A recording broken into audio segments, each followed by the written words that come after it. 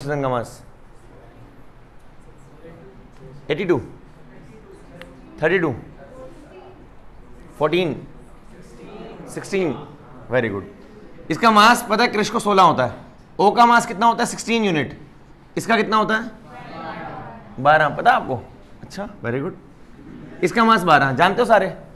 अब 12 और 16 ग्राम की दो बॉडीज हैं, तो सेंटर ऑफ मास 16 के पास होगा ना। मानते हो बात? तो ये बीच में तो तब होता है जब दोनों 12 ग्राम के होते हैं। सीसो वाला केस कि तुम भी 12 किलो के, तुम्हारी गर्लफ्रेंड भी 12 किलो की, सीसो सेंटर में रहेगा न्यूट्रल दोनों के। 12 की नहीं हो सकती? छोटे थे जब तुम 3rd क्लास में थे तब। तो अगर एक का मास 16 हो जाएगा, अगर ये 16 हो जाएगा तो झुक जाएगा सिस्टम इस तरफ। तो ये वाला पॉइंटर आपको उठाना पड़ेगा, यहां से कहां लगाना पड़ेगा? यहां लगाना पड़ेगा। अब बैलेंस होगा। ये 16 वाली तरफ कम दूरी होगी। मतलब ये बोल रहा हूं मैं कि मान लो सेंटर ऑफ मास यहां ओरिजिन है, सपोज दिस इज ओरिजिन। अगर ये डिस्टेंस x है तो ये कितना होगा? या किसी एक को x मान लो, ये x है तो ये कितना होगा?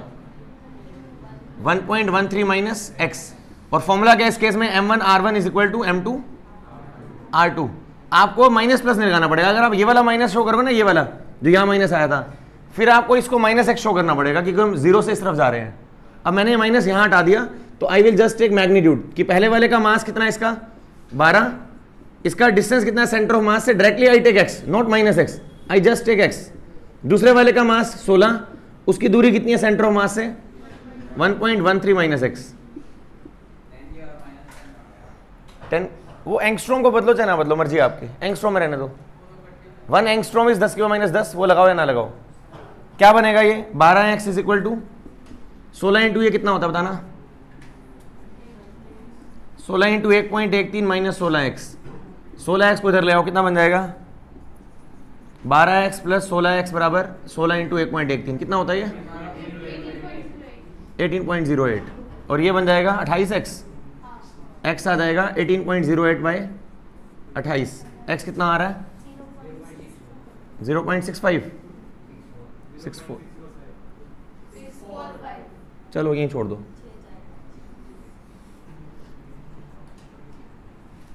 एक बार दोबारा रिपीट कर रहा हूं, सुनो।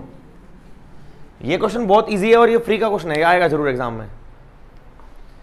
ये फ्री का, मैंने आपको कहा था सेंटर ऑफ मास से क्वेश्चन आना जरूर। तो कल वाले करवाए थे मैंने, या तो उस टाइप के आते हैं या कई बार ये भी आ रखा है स्कूल एग्जाम के अंदर कि जहां वो डायटोमिक मॉलिक्यूल देता है। एक बार नोट कर लो, मैं रिपीट कर रहा हूं फिर क्या किया मैंने। ये रिलेशन याद करो डायरेक्टली। ये तब लगाना है जब सेंटर ऑफ मास, जब डायटोमिक मॉलिक्यूल हो जहां centre of mass at origin हो। Centre of mass is at origin.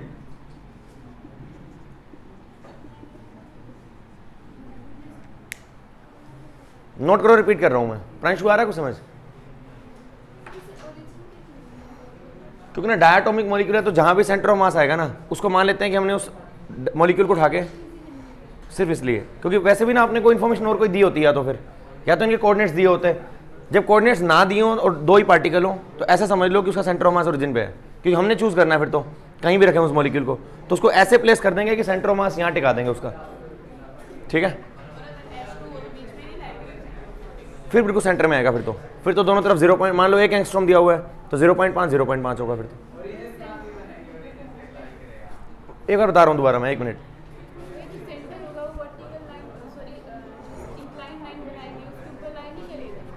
नहीं, ये तो ना डायटोमिक मॉलिक्यूल, डायटोमिक में तो वैसे ये 2 एटम है सिर्फ। हाँ नहीं, उस केस में तो ये कह रहा था मैं कि सेंटर ऑफ मास तो डिस्टर्ब होगा हमारा। वो अगर भारी होगा ना तो ये पार्ट ये ऐसा बन जाएगा। अगर हम बैलेंस करना चाहते हैं तो हमारा सेंटर ऑफ मास यहाँ पर नहीं है इस वक्त। अगर सेंटर ऑफ मास यहाँ होता फिर बैलेंस होगा वो। मतलब अगर एक भारी बॉडी भी है ना तो यही बैलेंस हो जाएगी इस पॉइंट पे। अगर सीसो वाला टर्मिनल यहाँ लगा दो आप, अगर ये 16 किलो की है, 12 किलो की है, तो भी ये बैलेंस हो जाएगा। यहाँ आके रहेगा तो स्ट्रेट ही, बैलेंस कहीं और जाके होगा वो।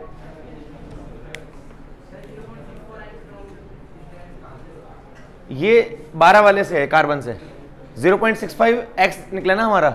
तो सेंटर ऑफ मास का डिस्टेंस, ये सेंटर ऑफ मास है, सेंटर ऑफ मास का डिस्टेंस लेफ्ट साइड से है। एक बार मैं दोबारा बता रहा हूं, यहां क्वेश्चन में कहीं भी ओरिजिन वर्ड नहीं बोला हुआ। मैं आपको ये बता रहा हूं कि ओरिजिन कब लेना है हमने और कब नहीं लेना। एक बार सुनो, नोट कर लिया? नोट करो पहले एक बार। ना लिख लिया आपने? वहां से दिख रहा सही? आगे बैठ जाओ, अगर दिक्कत हो रही है तो आगे आ जाओ। ये बेंच खाली है, ये वाला।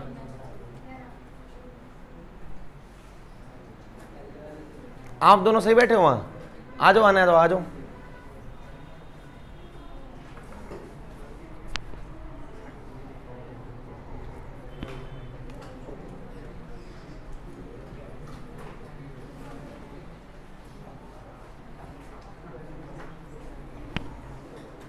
इधर आ जाओ, सेकंड बेंच खाली है,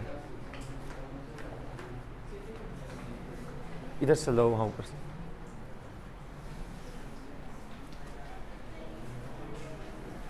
कोमल कैसे हो? बढ़िया हो? पढ़ रहे हो आजकल? रोज पढ़ती हूँ? कितना झूठ बोलती हैं लड़कियां, देख लो। अंश सही चल रही है तैयारी? चैप्टर बढ़िया लग रहा है? वायर है, देख के जाना है। सही चल रहा है? युवराज चैप्टर सही चल रहा है? कल आए थे आप?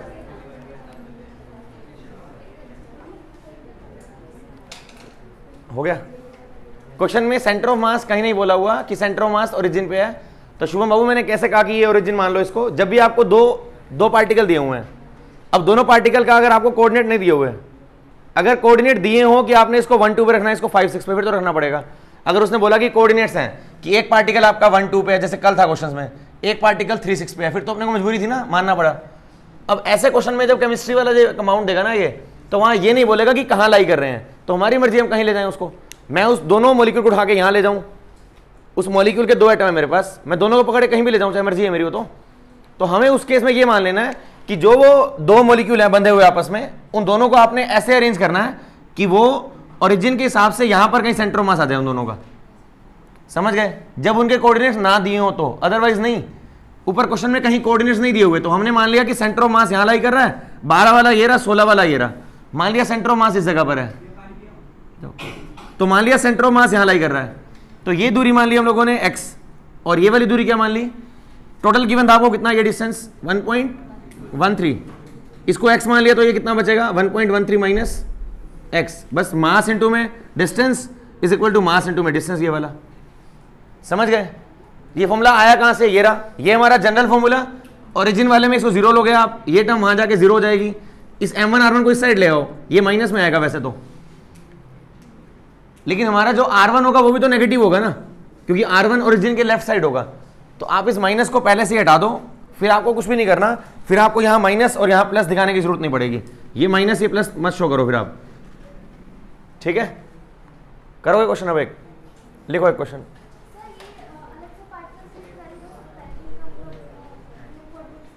अगर 2 रैंडम पार्टिकल है तो भी कर सकते हो उसके लिए काम।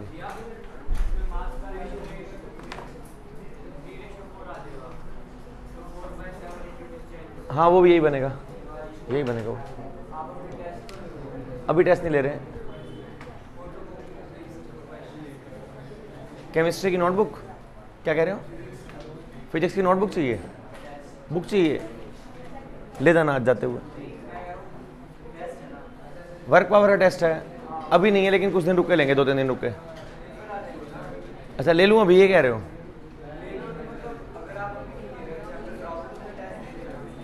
हाँ हाँ दे दूंगा, टेंशन ना लो, दे दूंगा वो तो। टेस्ट लूंगा मैं, कंफर्म लूंगा। आपके स्कूल में एग्जाम कब है? 8 तारीख से, बहुत दिन पड़े हैं अभी तो। 1 से, 1 कोई बहुत दिन पड़े हैं अभी, तब तक टेस्ट हो जाएगा। हाँ 18 से है ना आपके? थर्मो और इक्विलिब्रियम आएगी उसमें। क्या काम कर रहे हैं ये? हाँ जी 25 से हैं? कभी अब 8 बोल रहे हो, कभी 1 बोल रहे हो। अच्छा ठीक है।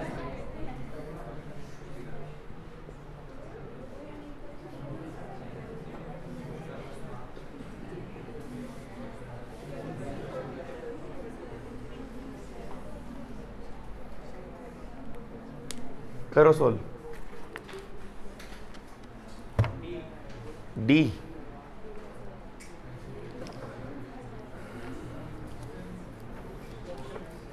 ऑप्शन दूं? कर लो, सोल्व कर लो।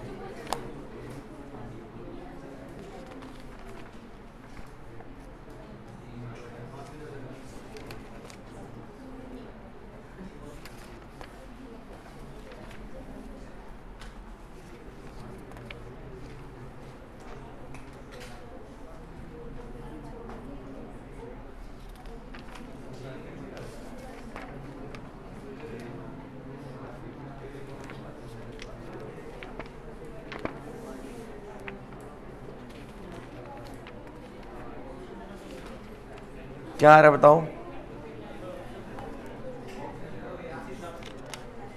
बोल दो एक बार, बोल दो कोई बात नहीं। ऑप्शन तो सारे शुरू हो जाएंगे, आंसर बोलना। हाँ बोलो।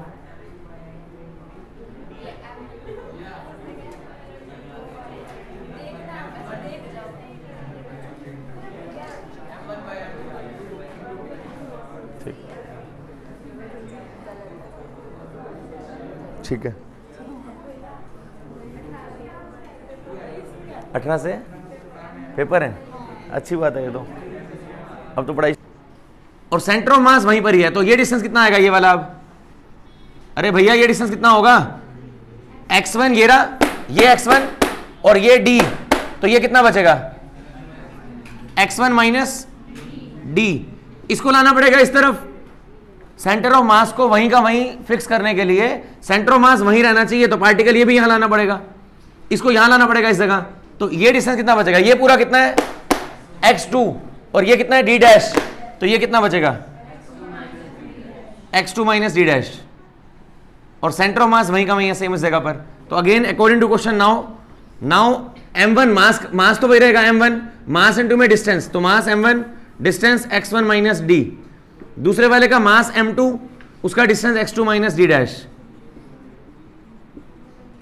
d डैश निकाल लो यहां से, ये बनेगा m1 x1 minus m1 d बराबर m2 x2 minus m2 into d dash. m2 x2 m1 x1 cut जाएंगे, दोनों बराबर हैं इसलिए यूजिंग 1। बेटा मैंने काट दिए क्योंकि दोनों बराबर है, पहले क्वेश्चन में बोला बराबर है दोनों, तो कट जाएंगे ना। ये बनेगा minus m1 d is equal to minus m2 d dash, ये माइनस कट जाएगा, यहां से आप d डैश निकाल लो, d dash is equal to, यही d डैश निकालना था आपने। ये समझ आया कुछ, कितना आसान क्वेश्चन था ये, क्लियर मीनिंग क्या था सुकृति?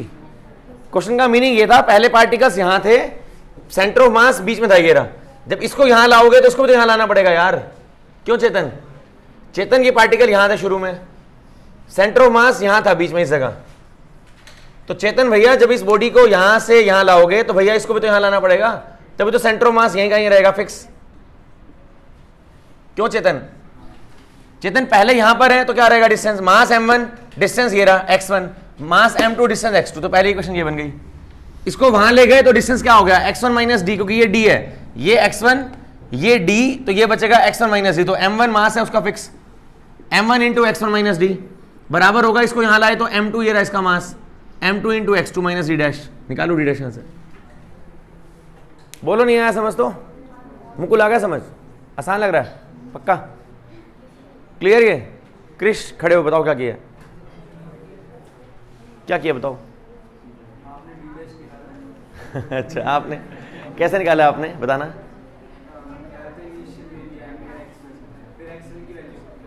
कहाँ पुट की है? जब घिसा दिया उस तरफ, उधर से इधर घिसा दिया, तब दोबारा कंडीशन लगाई है, पुट नहीं किया, ये कंडीशन पहली है, ये दूसरी कंडीशन है, पुट कहीं कुछ नहीं किया। बैठ जाओ, शुभम हेल्प करता रहना इसकी, तू इसकी हेल्प करता रही हो। तनिक्षा को समझ तो नहीं आ रहा, कैसा महसूस हो रहा है नॉन मेडिकल लेके? बहुत बुरा, और बहुत अच्छा लग रहा है, वेरी गुड। यशिका आपको कैसा लग रहा है? अच्छा लग रहा है?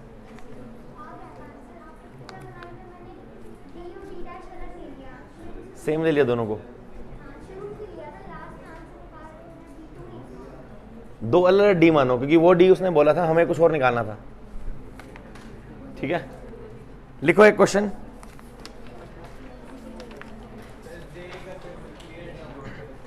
नहीं होगा बिल्कुल भी, क्योंकि तैयारी नहीं कर रहे। पढ़ रहा है क्या? वेरी गुड, मीटर बढ़ाओ, खींचो, बैठो, रातों रातें काली करो, नहीं हुआ तो फिर और कॉलेजेस हैं जो बिना जेई के भी ले लेते हैं, उन अच्छे कॉलेजेस में नहीं होगा, और ऐसे कॉलेज तो हैं जो ले लेते हैं, अच्छी NITs ट्रिपल ITs उनमें नहीं होगा तो फिर सिंपल में लेना, प्राइवेट में लेना पड़ेगा। नहीं डोनेशन नहीं, प्राइवेट में वैसे होता है।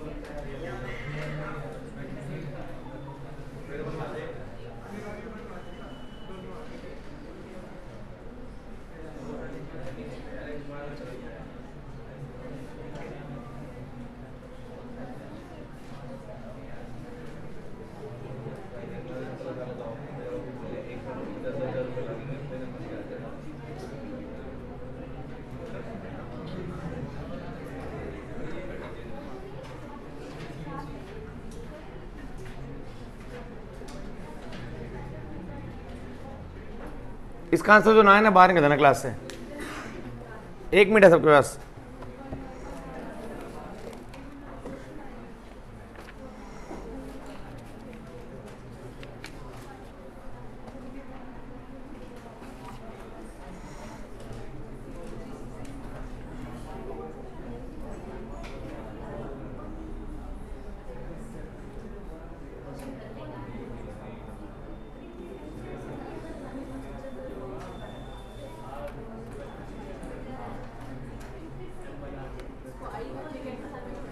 नहीं डायरेक्ट कर दो, चाहे आंसर उस फॉर्म में देना है, डायरेक्ट कर सकते हो। लेकिन हाँ जी क्या आ रही है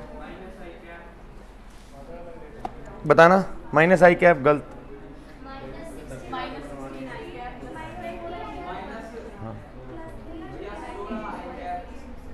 ये मैं चेक करूँ, मैंने क्वेश्चन सही लिखा है ना। 1 सेकेंड, मैंने शायद क्वेश्चन गलत लिख दिया। 1 minute -6i cap plus 4j cap minus 2 का कैप। यहाँ 13 आएगा इसे, 3 नहीं है वहाँ 13 है। -4i कैप ठीक आ रहा है, जिसका आ रहा है -4i कैप। आगे कितना आ रहा है? मासिस लिखे हैं मैंने 1 और 3 ठीक लिखे हैं यहाँ। बोल दो प्लीज। ठंड लग रही है क्या आपको?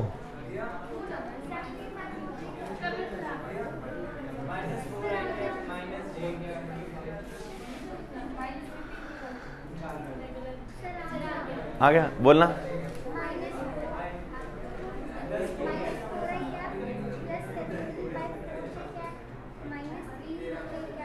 के क्या पहला गलत है? के क्या पहला चेक? +7/4 गलत। आपने जो गूगल किया ना उसमें आधा क्वेश्चन सेम है, आगे वाला अलग है।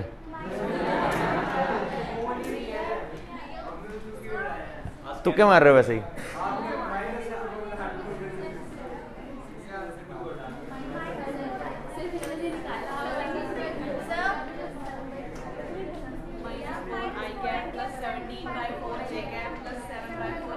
ठीक है, जिसका नहीं आ रहा बाहर आ जाओ, जल्दी करो। महक आ जाओ, बाहर आ जाओ, जल्दी आ जाओ फटाफट। कोई ना करो कोशिश।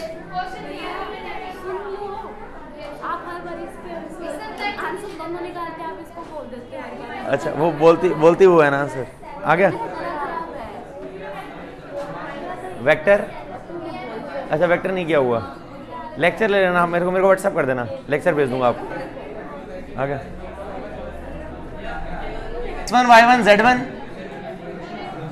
x2 y2 z2। बेटा कोऑर्डिनेट्स मान के कर लो, m1 ये m2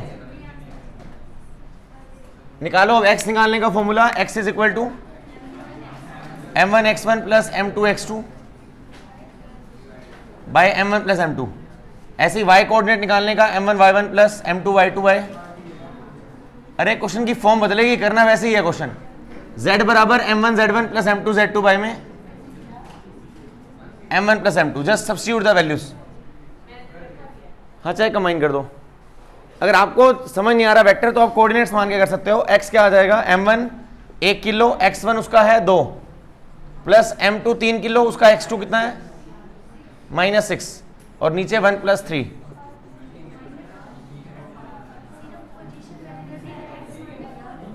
हाँ जी निकाल सकते हो m1 r1 + m2 r2 से। हाँ -4 आ गया। ऐसे यहां से y निकाल लो। हाँ जी हाँ जी हाँ जी बोलो।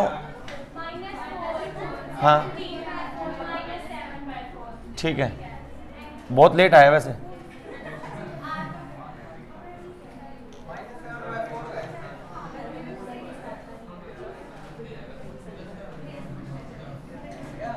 हाँ जी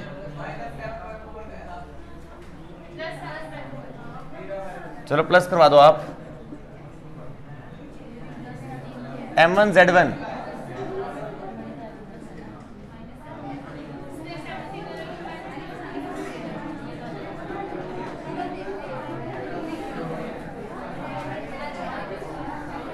तो लास्ट तीनों को मिला के लिए क्या हो गया, 4i कैप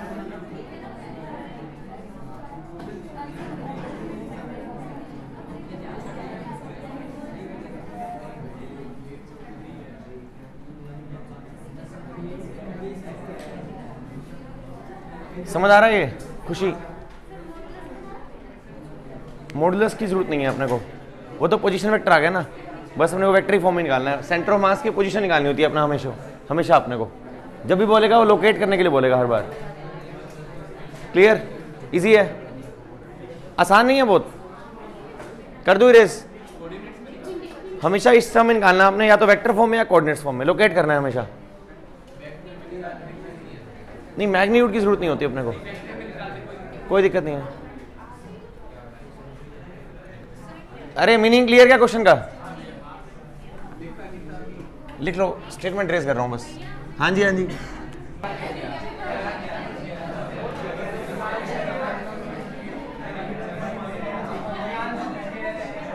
क्या कह रहे हैं,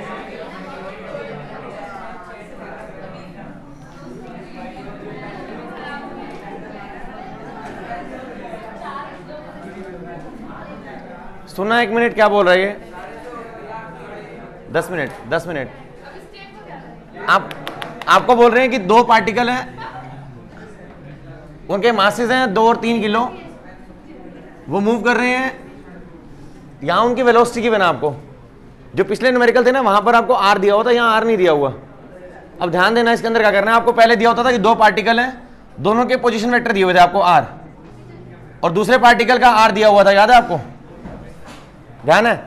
तो दोनों के r1 r2 से आपने सेंटर ऑफ मास से कोऑर्डिनेट्स निकाले थे, ध्यान है सबको।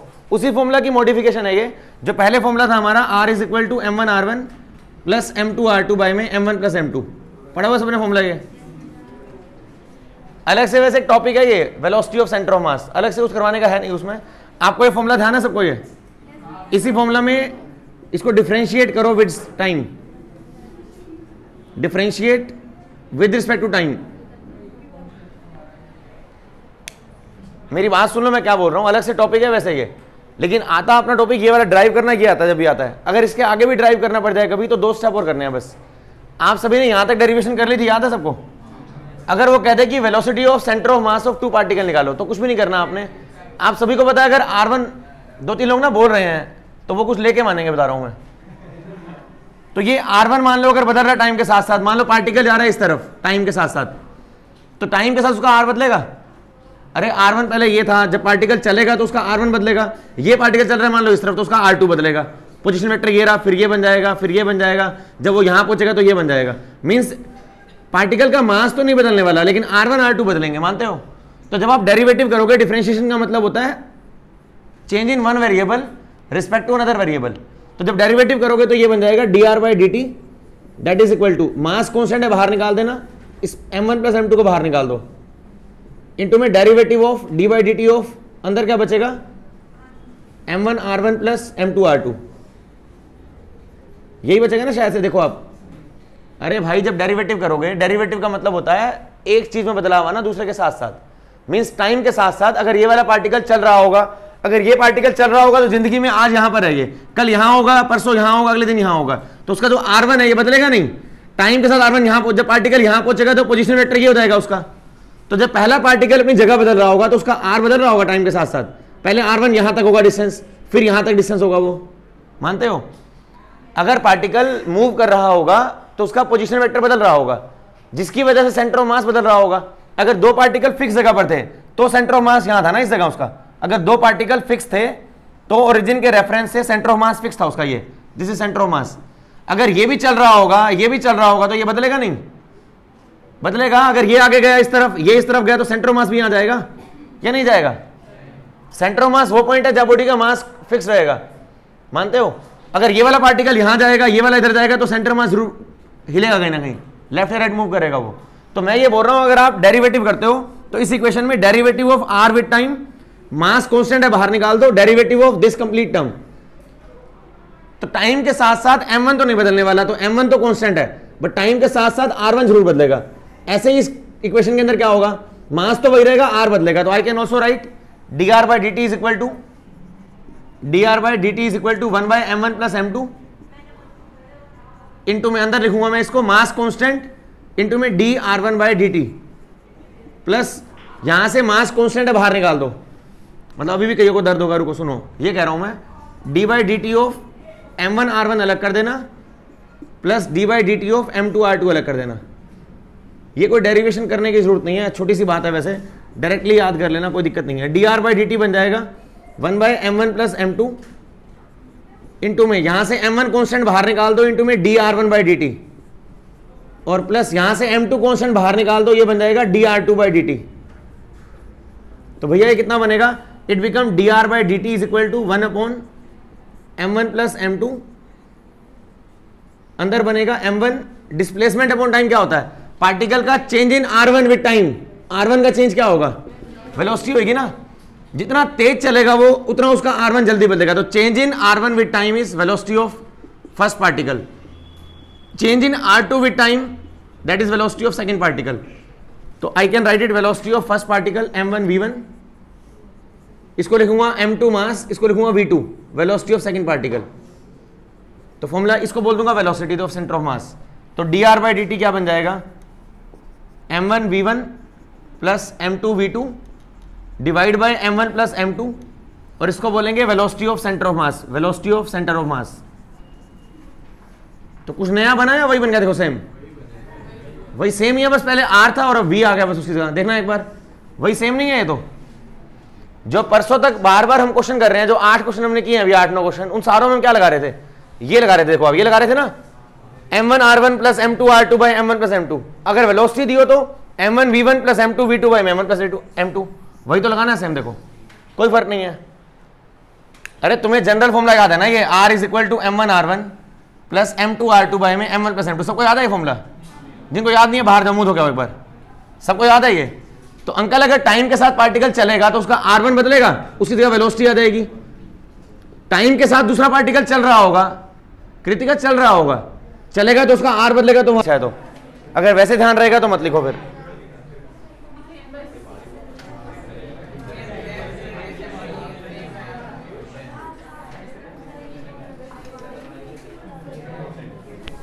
क्या तबीयत ठीक नहीं है क्या? ठीक है, उदास लग रही हो, क्या हुआ? यहां से ये फॉर्मूला करो, वैल्यू पुट, m1 कितना है, थप्पड़ मारूंगी तेरे को। क्यों भाई? m1 2 किलो, ये चल रहा है स्पीड 3 से, m2 3 किलो, इसकी स्पीड दे रखी है 5।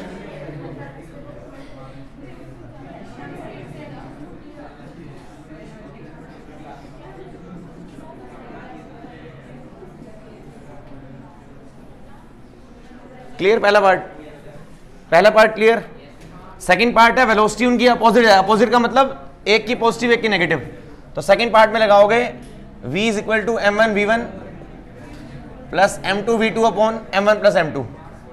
इस पार्ट में बोला कि वो अपोजिट चल रहे हैं। तो पहला पार्टिकल का मास 2 किलो, उसकी वेलोसिटी मान ली हम लोगों ने 3, ये इसकी वेलोसिटी है। दूसरे पार्टिकल का मास 3 किलो, इसकी वेलोसिटी डायरेक्शन देना अपोजिट, तो 5 की जगह -5 लेना।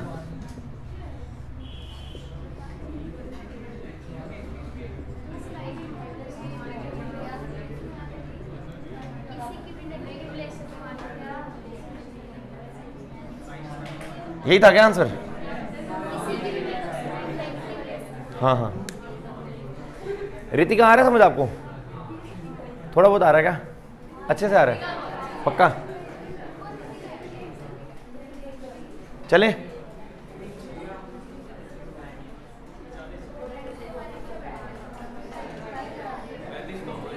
हाँ बस 1 मिनट।